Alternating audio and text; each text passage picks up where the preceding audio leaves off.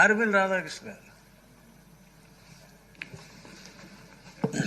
అధ్యక్ష, తణుకులో 2014-19 కాలంలో మన ప్రభుత్వం ఉన్నప్పుడు అక్కడ ఉన్నటువంటి Undrajavaram junction, Tetali Y junction రెండూ కూడా బ్లాక్ స్పాట్స్గా ఉండి అనేక యాక్సిడెంట్లు జరిగి చాలామంది చనిపోయేవారు అధ్యక్ష.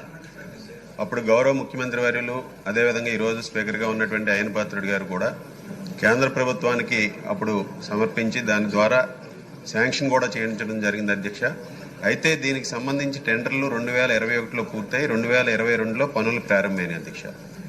ఇందులో ఉండ్రాజవరం జంక్షన్ ఫ్లైఓవర్కి సంబంధించి పనులు 2022లో ప్రారంభమైనప్పటికీ కూడా ఇప్పటికీ కనీసం 60% కూడా పూర్తి కాలేదు అధ్యక్ష.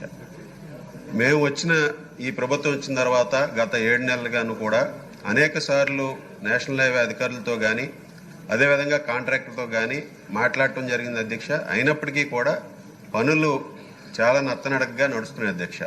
దీని మీద నేను కోరేది మంత్రివర్యుల్ని, ఆర్ఎండ్బి శాఖ మంత్రివర్యుల్ని, వారి అధికారులతో మాట్లాడి అక్కడ కాంట్రాక్టర్కి ఉన్నటువంటి ఇబ్బందులు ఏంటి, ఎందుకని పనులు జరగట్లేదని ఒకసారి సమీక్షించాల్సిందిగా నేను కోరుతున్నాను అధ్యక్ష. అదేవిధంగా తేతలి వై జంక్షన్కి సంబంధించి కోర్టులో కేసు ఉందని చెప్పి పెండింగ్ పెట్టారు అధ్యక్ష. దాని పనులు కూడా నిలుపుదల చేశారు.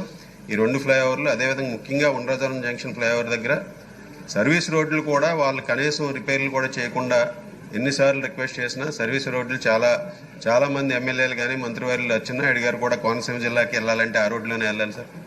ఆ రోడ్డు అధ్వానంగా ఉండి సర్వీస్ రోడ్లు కూడా వాళ్ళు కనీసం 1 కిలోమీటర్ ఉంది సర్వీస్ రోడ్డు, అవి కూడా ఎన్నిసార్లు రిక్వెస్ట్ చేయట్లేదు సార్. దాని మీద కూడా మంత్రి గారు ఒకసారి వారితో మాట్లాడి దాని మీద వేగవంతం చేసే విధంగా చర్యలు తీసుకోవాలని మీ ద్వారా కోరుతున్నాను.